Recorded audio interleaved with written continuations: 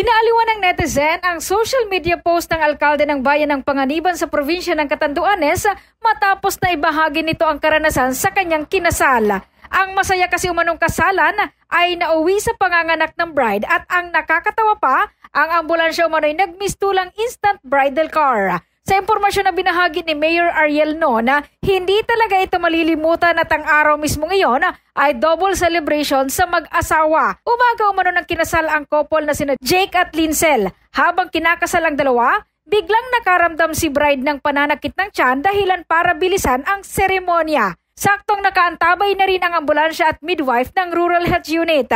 Nang maihatid sa hospital, dito na isinilang ang isang malusog na lalaking sanggol. Kitang-kita naman ang tuwa ni bride habang naka-makeup pa. In the heart of changing lives, ito si Brigada Julie Rodriguez Beliena ng Brigada News FM Philippines, the Music and News Authority.